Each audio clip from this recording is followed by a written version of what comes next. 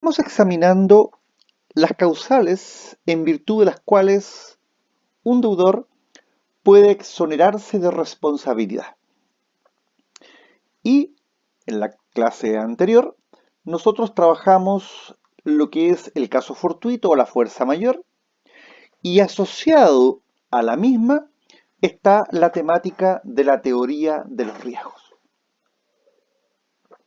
Bueno, tratándose ahora, segunda posibilidad de exoneración de responsabilidad. La ausencia de culpa. A ver, de acuerdo al artículo 1547 del Código Civil, la prueba del caso fortuito le corresponde al deudor. Y la prueba de haber empleado la diligencia debida igualmente corresponde al deudor. Por eso entonces que nosotros en un momento trabajamos esta idea de la culpa presunta. Entonces surge la pregunta siguiente. ¿Le basta al deudor probar que empleó la debida diligencia para liberarse de la responsabilidad civil contractual? ¿O necesita, en esa hipótesis, probar la existencia de caso fortuito u otra razón por la cual él no responda? Dicho de otra forma, basta con decir, comprobar, con justificar que se empleó la debida diligencia para exonerarse de la obligación. No hay ninguna duda que si la obligación es de resultado, eso no le sirve al deudor, porque la obligación de resultado estamos garantizando un resultado determinado. Ahora, sobre este punto, nuestra doctrina no es uniforme y la Corte Suprema ha dicho que le basta al deudor acreditar que ha empleado el cuidado a que le obligaba el contrato sin que sea necesario probar caso fortuito.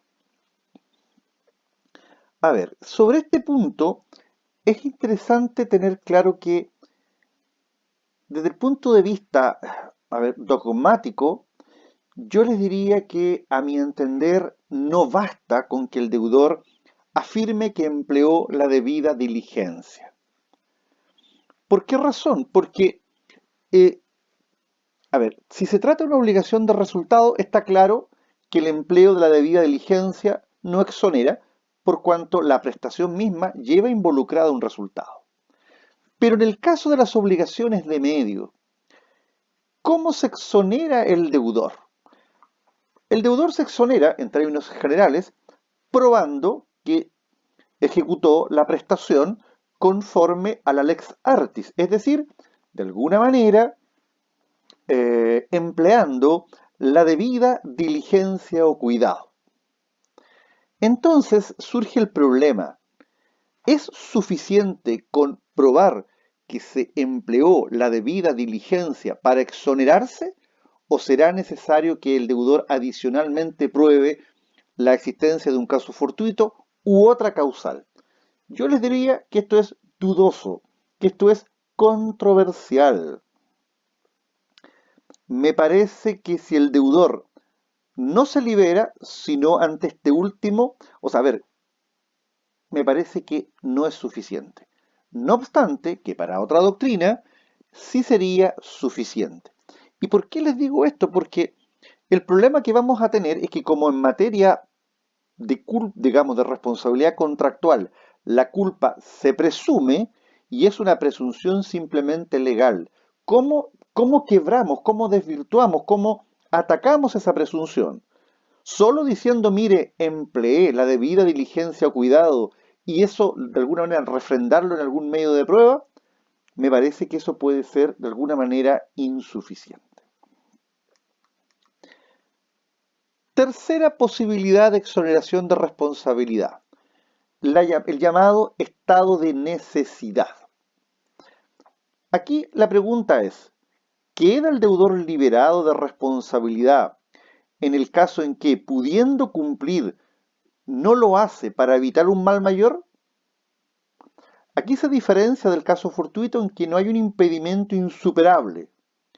A ver, tanto la doctrina como la jurisprudencia no aceptan el estado de necesidad. Es decir, que yo deje de cumplir para evitar un mal mayor.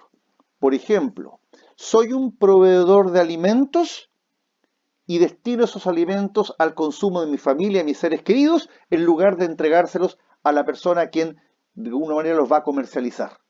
O sea, el estado de necesidad no se acepta principalmente porque no estamos frente a un impedimento insuperable. En cuarto lugar, ¿podrá exonerarse el deudor diciendo, mire, mi acreedor ha incurrido en un hecho o en una actuación culpable? Lo primero que hay que dejar absolutamente en claro es que nuestro Código Civil no ha reglamentado de modo orgánico la mora del acreedor, sino que simplemente se ha referido a ella a través de un conjunto de disposiciones que están en diferentes temáticas. Pero no hay una orgánica, no hay una sistematización sobre la culpa del acreedor. Por eso entonces que esto va a tener que ser resuelto caso a caso, es decir, contrato a contrato y a partir de los presupuestos fácticos que se esbocen en los escritos principales y la prueba que se llegue a rendir.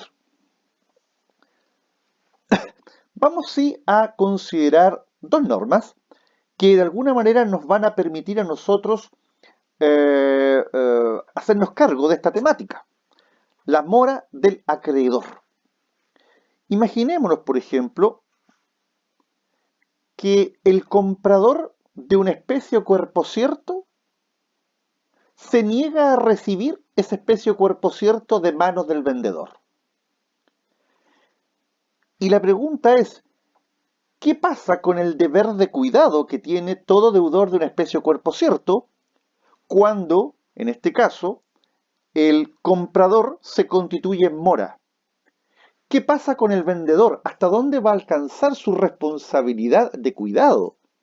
¿Qué ocurre si en ese periodo sobreviene un caso fortuito?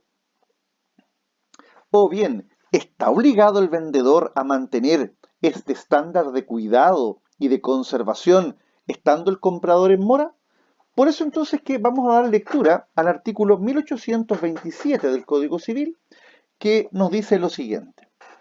Si el comprador se constituye en mora de recibir, abonará al vendedor el alquiler de los almacenes, graneros o vasijas en que se contenga lo vendido, y el vendedor quedará descargado del cuidado ordinario de conservar la cosa y solo será responsable del dolo o de la culpa grave. Entonces ustedes se dan cuenta cómo el comprador, por la sola circunstancia de constituirse en mora de recibir, impacta esa conducta en la obligación del vendedor, quien solo va a responder en materia de cuidado y conservación solo si ha obrado con dolo o con culpa grave. Por lo tanto, en este caso, el deudor, que es el vendedor, pudiese perfectamente esgrimir la mora de su acreedor, en este caso del comprador, como causal para exonerarse o atenuar su responsabilidad. Vamos a leer ahora el 1548. El 1548 nos dice lo siguiente. La obligación de dar contiene la de entregar la cosa, y si éste es una especie o cuerpo cierto, contiene además la de conservarla hasta la entrega, so pena de pagar los perjuicios al acreedor que no se ha constituido en mora. Es decir, el hecho o culpa del acreedor puede ser esgrimido por el deudor como una causal para exonerarse o atenuar su responsabilidad civil. Entonces, hasta ahora, ¿caso fortuito? Sí. ¿Hecho del acreedor? Sí. ¿Estado de necesidad? No. ¿Prueba de la debida diligencia o cuidado del deudor? Se discute. Ahora vamos a iniciar el estudio de otra de las causales de exoneración, digamos, de la otra de las causales en virtud de las cuales el deudor pudiese exonerarse de responder. y es la llamada teoría de la imprevisión. A ver, constituye una idea asentada en nuestro ordenamiento jurídico el principio de que lo pactado obliga, lo cual está reconocido legislativamente en el artículo 1545 del Código Civil. Se dice que la ausencia de esta norma pudiese llegar a causar graves perjuicios en las relaciones jurídicas y en la estabilidad de las mismas a partir de un contratante o de contratantes inescrupulosos. A ver, ¿en qué plano nos vamos a situar para estudiar la teoría de la imprevisión? Nos vamos a situar en el plano siguiente, y que es absolutamente atingente a lo que hoy día está ocurriendo. Hay muchas personas que hoy están planteando que la pandemia del COVID-19 ha trastocado las relaciones comerciales, transformando las prestaciones en ciertos contratos, o de tracto sucesivo, en excesivamente onerosas. Y por lo tanto se les hace muy difícil cumplir con el contrato. Y ellos están hoy día abogando por una revisión del contrato, una readecuación del contrato, en último caso por una suspensión de los efectos del contrato y finalmente en la resolución del contrato. Esto se está planteando principalmente en sede de contratos de arrendamiento, de inmuebles destinados a la habitación. Esto se está planteando también en arrendamientos de locales comerciales. No tiene aplicabilidad en los contratos de arrendamiento de predios rústicos, por cuanto ahí la situación de eventos, digamos, imprevistos, imprevisibles y extraordinarios no facultan al arrendatario para solicitar rebaja de la renta.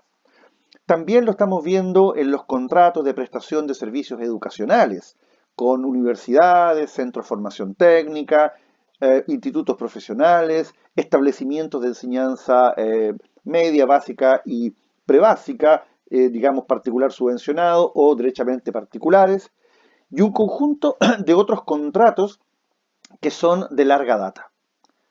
Porque en definitiva lo que se dice, mire, cuando se celebró el contrato se hizo bajo determinadas condiciones y circunstancias que los contratantes pudieron prever.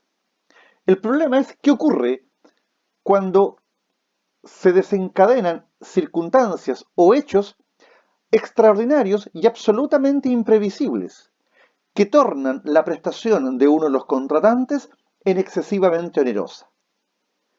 La respuesta a esa pregunta es la que nos conduce al estudio de la teoría de la imprevisión. Vamos a continuar entonces en la cápsula siguiente para ir avanzando en este tema.